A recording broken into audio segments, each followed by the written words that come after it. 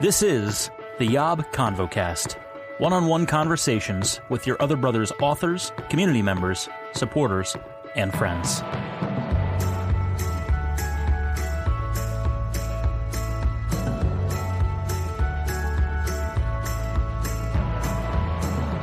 What's up, friends, and welcome back to the YOB ConvoCast, conversations with all the best people, the very best ones that I could find. I'm so excited for today's episode. This has been in my mind for many weeks, if not months now. How long has this series been going? It feels like it's been going for a while. I've been wanting to bring this person back because we had a great episode together when we recorded in person here in the Jewel of the Blue Ridge several months ago. And now we're not in person, sad times, but through the wonders of technology, we're still connected. And I'm excited to bring her back for her second episode of the YOB ConvoCast. It's my other sister, Erin. What's up, Erin? Hey, Tom. Hello, Erin. We don't get many women in these parts, so it's always exciting when when you come, and we've had one or two other women in our last 7 years of existence. So it's exciting though that this is potentially changing. We'll talk about some developments here soon. But how are you doing, Erin? How are you in? This is back-to-back episodes, and this actually, how many episodes in a row now in North Carolina? Jesse, Matt, and now you. Jesse, Matt. 3 North Carolinians in a row. Look at that. I know. Yeah. And then you had a guest who was visiting North Carolina, right? It was it Ben who was visiting? That's right. Wow, you had a good memory. I was like, I have no idea who visited me. Yeah, Ben did visit me in North Carolina. That's right. So yeah, a lot of magic here. I mean, North Carolina, it's the best. Don't you agree? It's so great. I agree. I would even say that Charlotte's the best because it's so close to everything. The mountains, the beach, the cities. And the beach. The prairies, everything. Yeah, you get everything. Had to do it. Yeah, you did. Had to do it. Love a motif. We love Charlotte. We love the Queen City. The city of Queens. I'm excited to talk about the city of Queens more in the future. We got a lot of good people in Charlotte these days. Yes. Erin, okay, so our last ConvoCast we did, it was really exciting. It was the first ConvoCast we've ever done with a woman, and we got to introduce you because you've written a blog on our website, a guest blog, about how our communities impacted you, both our blog and our podcast. And we talked about your other sisters and how we wanted it to be a thing. That was something like the title of that episode.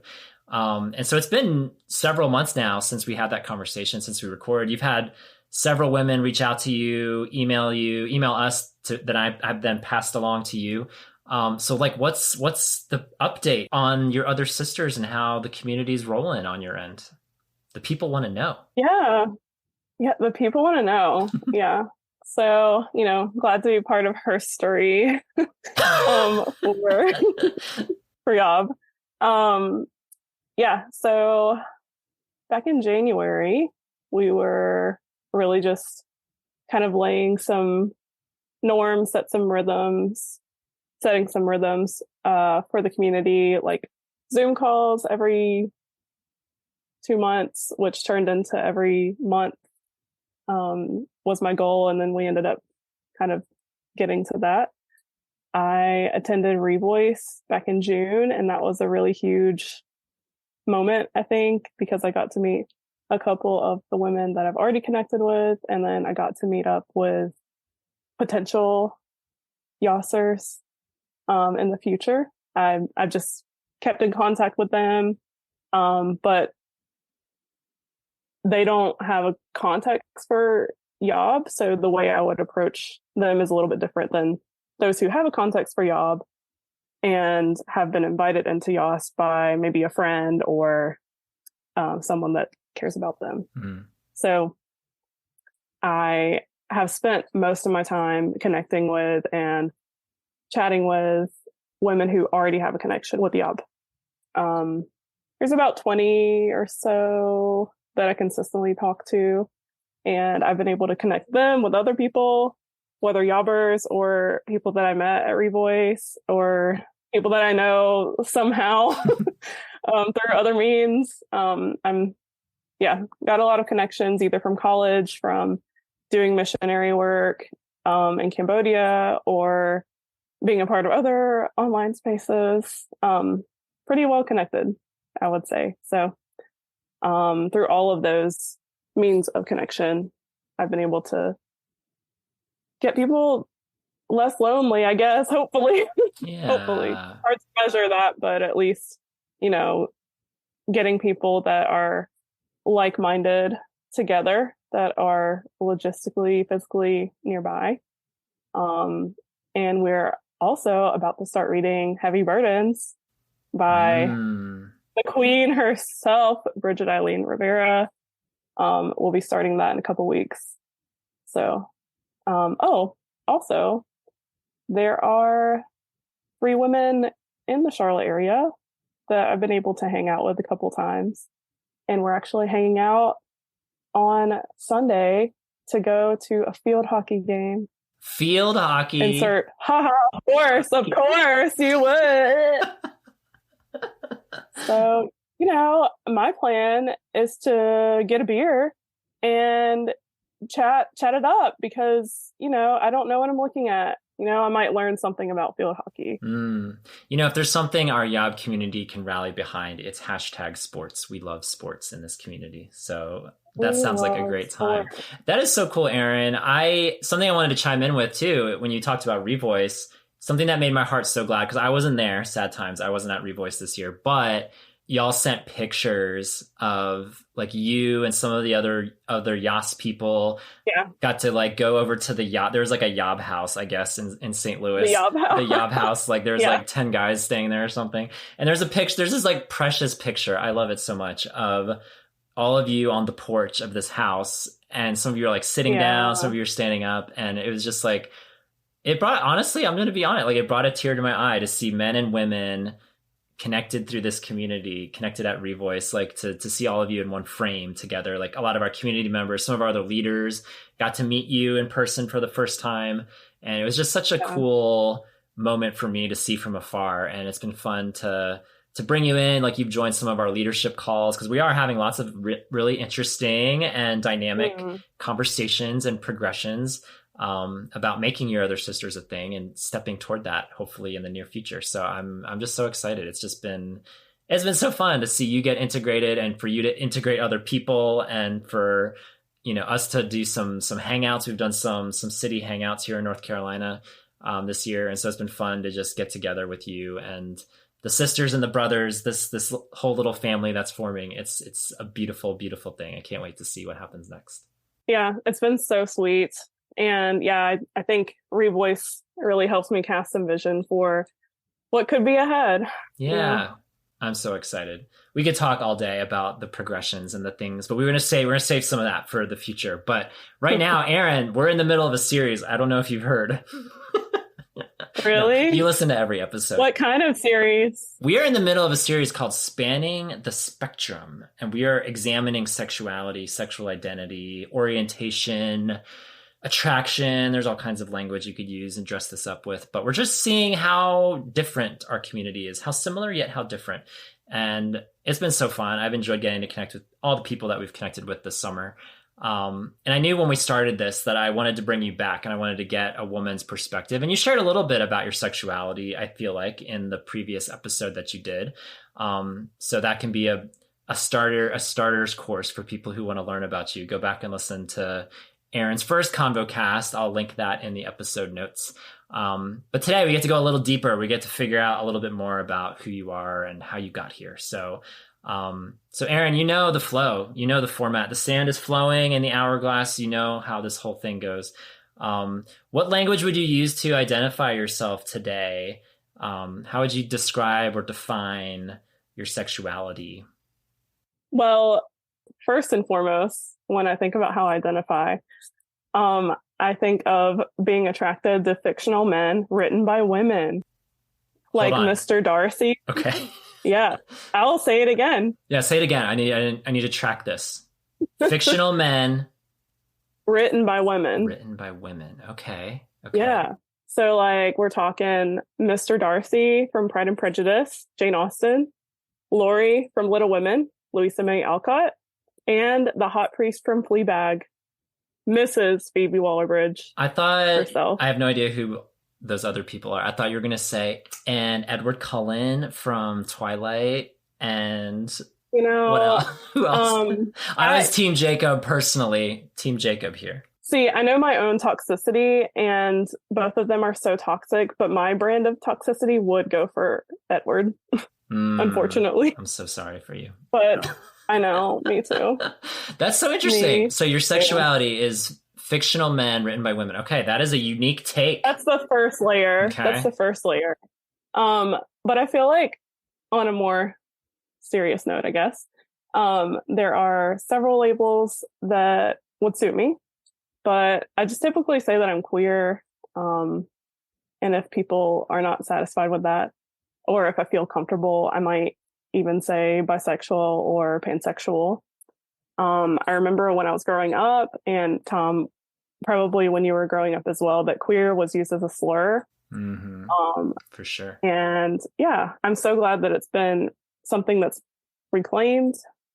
But because there's more than just pansexual and bisexual that I would use to identify, I mostly am comfortable with queer, which I'll get into a little bit later. But I like it because I think it focuses more on the culture of our community than like sexual attraction. And that's something, it's not always there for all genders. So I think I'm also on the A spectrum. So like maybe gray sexual, if we're going to get a little bit more technical, somewhere in between. Okay. Can we back up a second? Because you mentioned we've had a couple bisexuals on the show. Shout out to the bisexuals out there. Shout out to the bi guys. Shout out to Keegan. Shout out to Alex. I don't know if anyone listened to, sometimes I like to insert little funny quips at the end of the episode after the credits play or after the music plays. And Matt, our dear brother Matthew on the last episode, said at the very end that he likes to make fun of bisexuals, or he likes to throw shade at them or something like that, because he doesn't think they're actually, they exist, or they're actually real. Specifically, he said, I like to trash bisexuals. Okay. We got the quotes. Erin brought the quotes. Yeah. But anyway, I wanted to, so you mentioned with bisexual, a new term that the listening audience might not know, pansexual. Do you care to explain what that means and where you see yourself in that word? I would love to explain that. So pansexuality is less commonly used, but it refers to being sexually or romantically attracted to people regardless of gender, while bisexuality refers to some people use the definition of like, oh, you're attracted to men and women, but another definition offers a different interpretation, which would be being attracted to more than one gender. So with those definitions, I feel comfortable using both. Like I would say that I'm both. Sometimes I may say like just bisexual or pansexual, just depending on who I'm around, the context. Right. If there are people around that are more familiar with that term, then I would use pansexual because I feel like that is most accurate. But bisexual tends to be easier to understand, but truly, like, I feel like I identify more as pansexual because sometimes when people use bisexual, they don't include trans people or non-binary folks or just any other gender expression. And pansexual just feels more accurate for me. That makes sense. Yeah. I can see where you would use one in certain contexts, one in another in another context. Yeah. To my Starbucks barista, maybe I would call myself pansexual. But, you know, to maybe like a 50-year-old person at my church, like I would probably use bisexual. Gotcha. You know what I mean? Shout out to the they, them Starbucks baristas. There we go. We're giving lots of shout outs to coffee places also in this series. That's another theme that I'm noticing. We love Starbucks, don't we? Community. We love our oat milk, don't we? I love oat milk. Oat milk is so good. Me too. I honestly do. Oat milk is the best. Okay. So this is so interesting because now we get to peel back some layers, Erin, because you sound so confident in knowing who you are at this juncture, but I know it hasn't always been this way. So I would love to. You've shared a little with me over the last couple of years of knowing you, so I'm excited for our audience now to kind of see a little snapshot of your journey. How did you get here? How did you get to all these words? You just rattled off. You just rattled off like 7 adjectives and nouns. Like, how did you get to all of this? I know.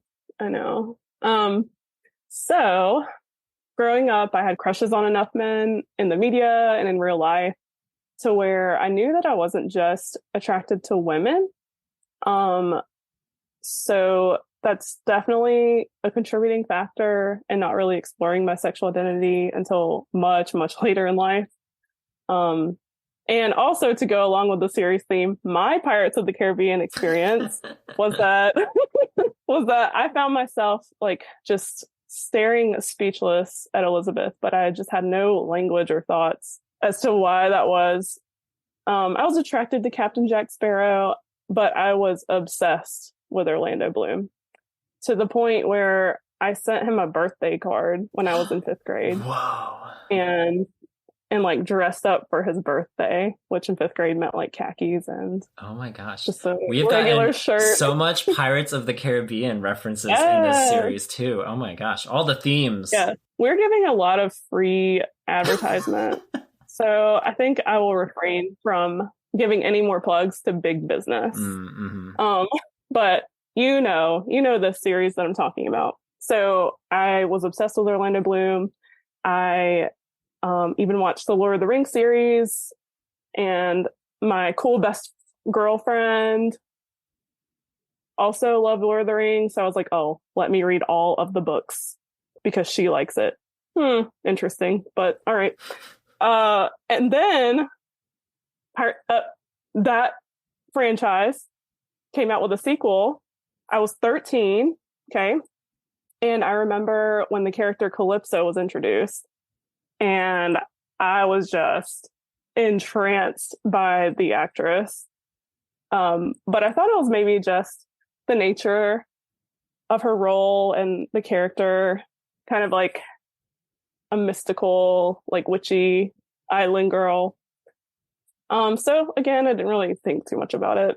But my first inkling of seeing bisexuality portrayed was another character by the name of Captain Jack Harkness in Doctor Who. There goes another plug for a huge cultural phenomenon. And as a teenager, I remember watching those episodes with him in it, and he was being flirtatious with so many different types of people. And I was like, what's his deal? But I didn't put too much thought in it because at that point, I just couldn't consider myself a sexual being at all. I did not want to be perceived as that. I felt very embarrassed by crushes, even like crushes on boys. I was just I was so embarrassed by thinking of myself that way. In real life, crushes on men tend to always be on men that weren't like prototypically straight. Like, for example, I had a crush in high school on a guy who in 2010 would be called metrosexual, which basically means he was a straight guy who showered regularly and he wore stuff from J. Crew. We never got a metrosexual on this series. What a fail.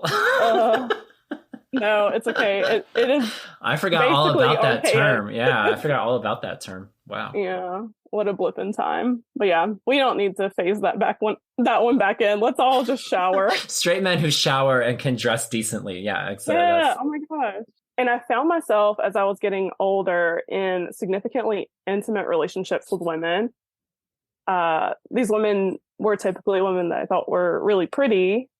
And I felt kind of possessive of them. But again, I was like, well, this is my friend. This is kind of what friends do, right? But I think it's because women are socialized to have so much more intimate friendships than men are. And people don't really think twice if a woman calls another woman pretty. Not that I was even doing that either.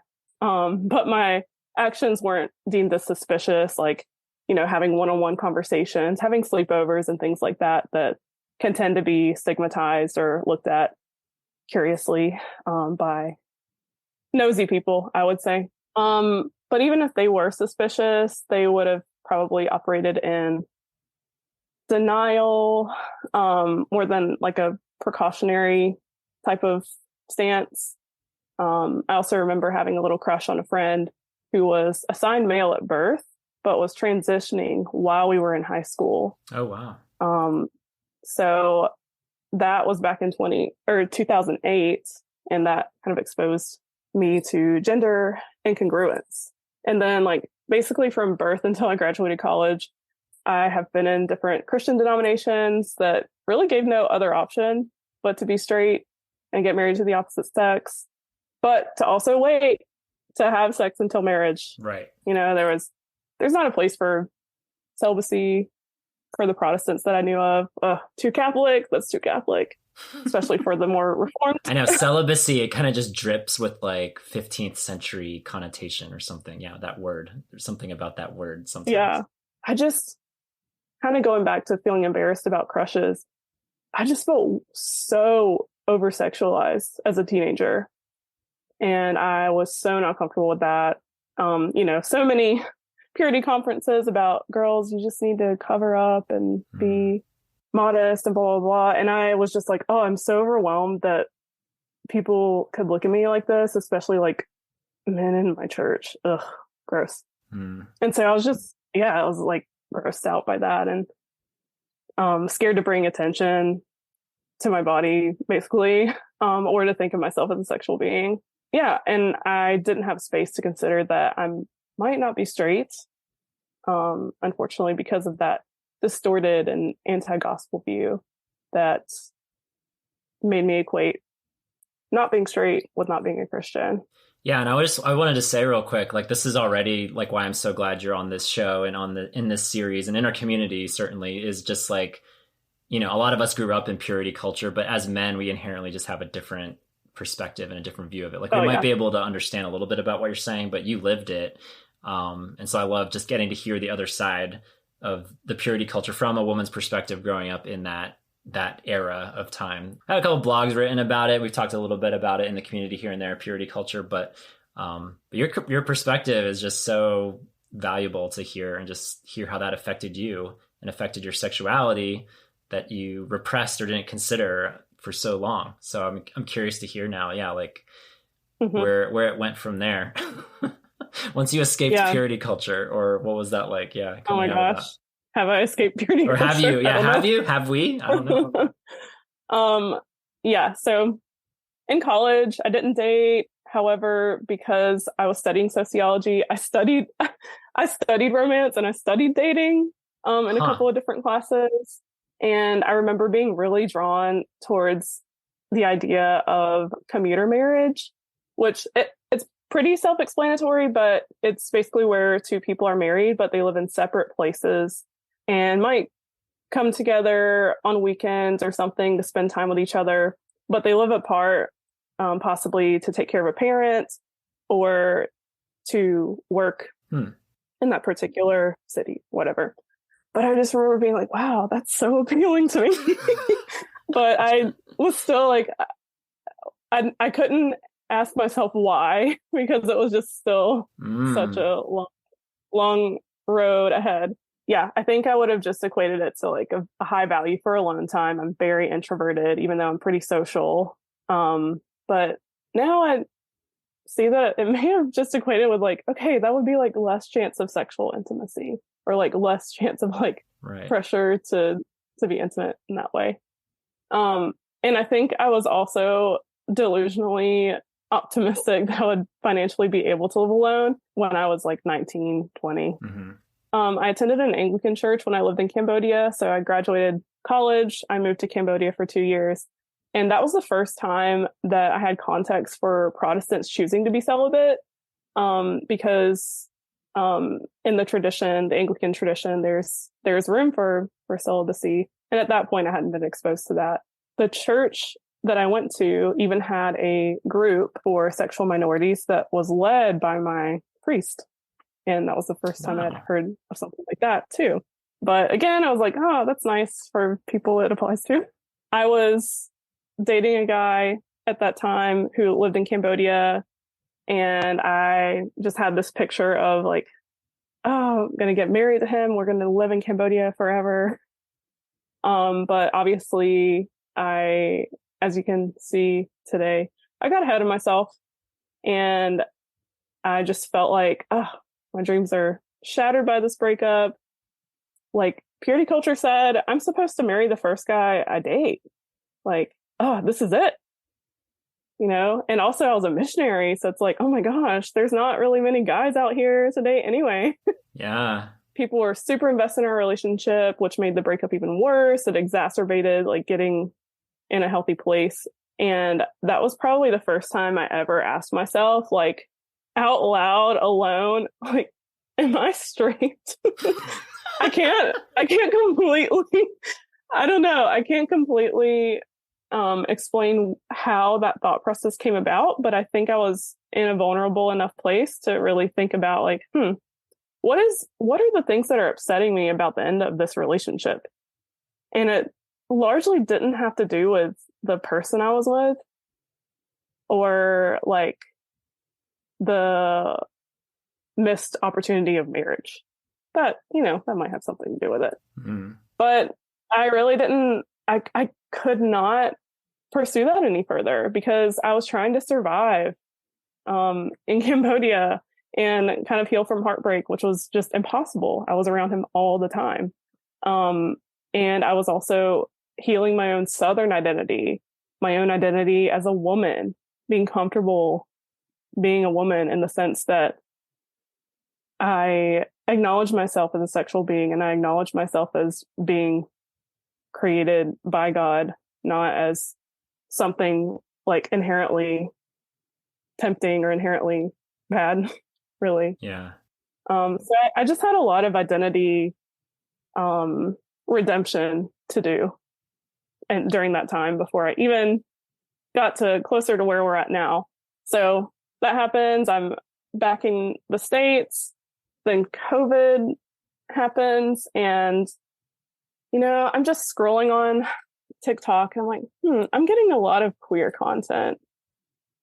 That's interesting. This is TikTok. TikTok will reveal things about yourself that you don't even know. Sexuality, hobbies, and interests that have been hidden for you don't even know how long. Yeah, TikTok's algorithm is scary to nail you. Yeah, it just knows what you want. And it did. I was dating a guy again at the time, and I just got to a place where I was like, I am attracted. At that time, I would just say like, I'm attracted to men and women, and I don't want to get married to this guy. And we need to break up, and I need to figure out who I am in light of this realization. It wasn't a huge groundbreaking type of thing. It just was something that made sense, like all of a sudden. I think I had mentioned it in my previous episode, but yeah, it was something that just made sense to me that, oh yeah, I didn't date in high school or college. And yeah, I had crushes, but it wasn't like this overwhelming pressing thing for me to date and all that. So that was 2 years ago.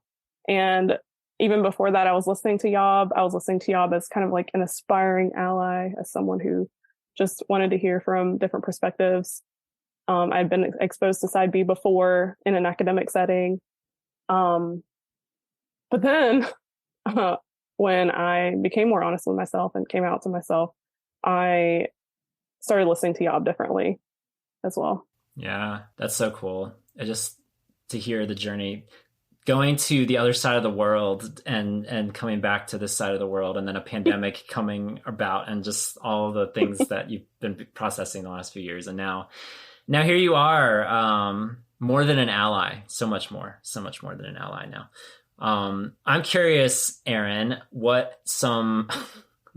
can you concisely tell us what are some of the biggest struggles with all these different labels and all these different identities? You mentioned, again, to recap, you mentioned queer and bisexual and pansexual and gray sexual and all of these things? Like what's challenging about continuing to piece this together and to live out a traditional sexual ethic as we do in this community?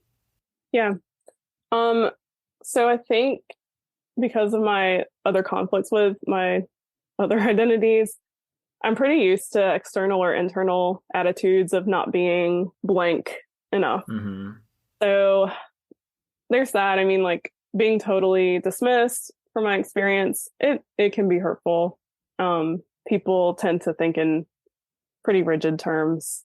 Like when you say dismiss, like they just say that you're like, yeah, whatever. You're in denial or pick one. Or pick one. Yeah, I got you. Yeah. Like even, I don't just spout out all those identities to just anybody. I'm doing that here. Mm-hmm. Right. But right. But if I just say like, yeah, I'm bisexual or something like that, and people might just be like, oh, well, what are you on the Kinsey scale? Like, I don't know. It depends on the day, I guess. Yeah, like it's fluid. It's fluid. You can't just pick boys all the time. No. I think one other struggle is like just being pretty wary or sometimes nervous about what the future holds. Like I may still like to be married to a man, but I find straight male culture like pretty exhausting. To be honest.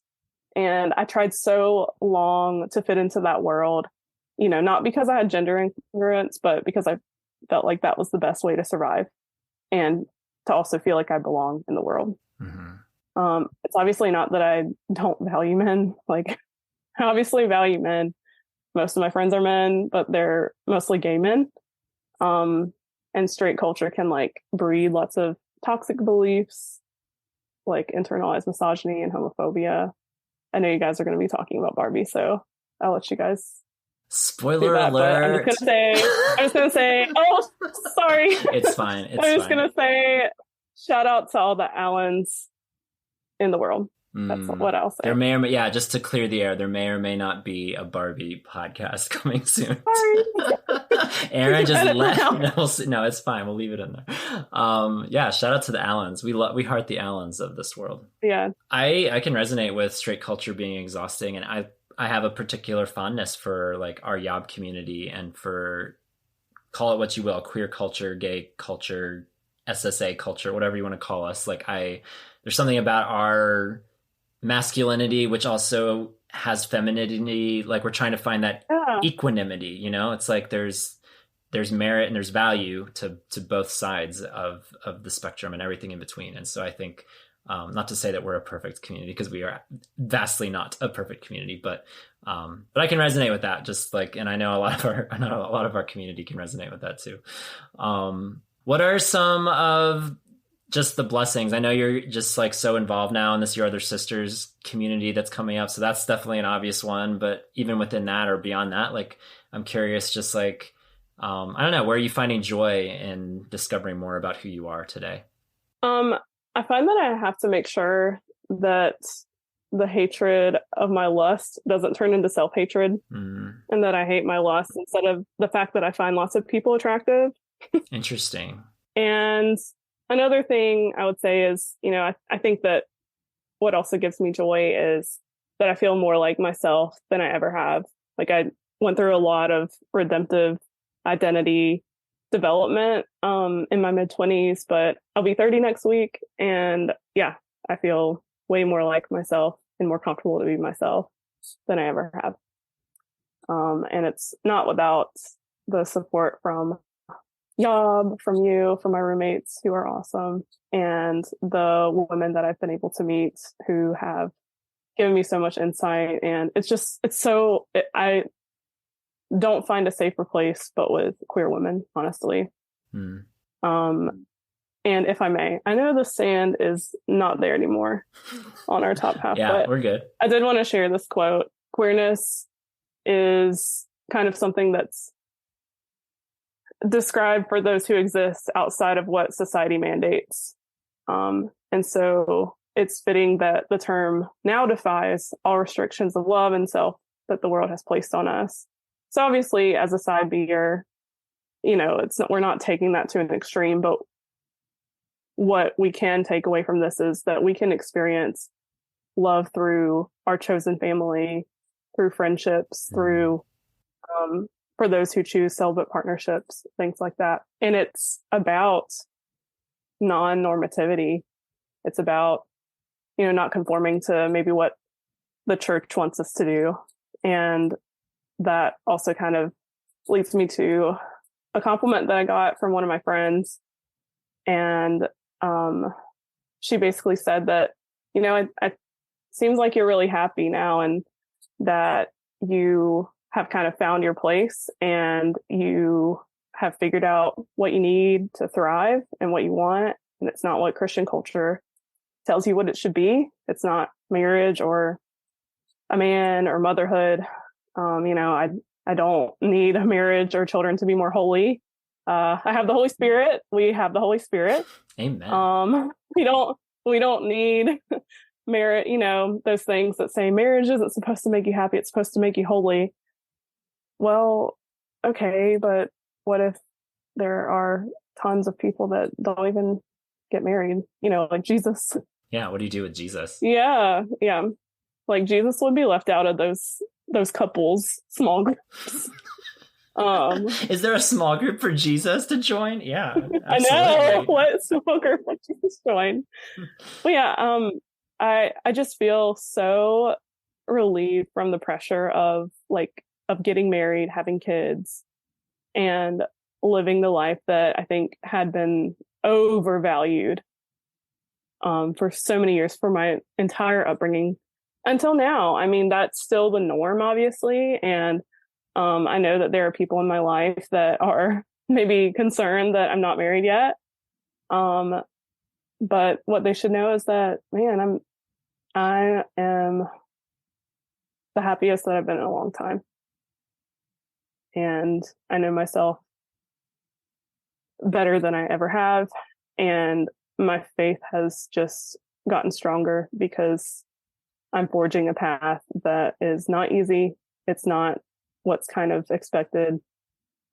And it can be lonely. It can be, it can result in a lot of unknowns, I guess. But I've always kind of loved and valued friendships over other relationships. And I think that's something I can fall upon or fall back to. That's what I mean.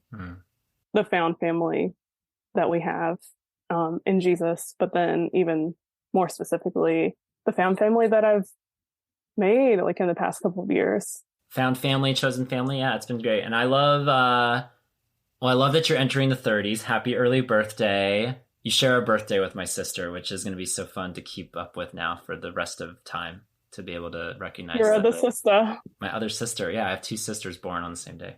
The 30s are so great, though. I'm a little beyond your years. I'm so excited, Erin. I'm 6 years beyond you, and the 30s have been so great. It's been this time of growth. I'm by no means arrived yet. I'm absolutely still in process, but it's been such a fun time of still feeling young. I think I'm still young, but I think you're still young. Thank you.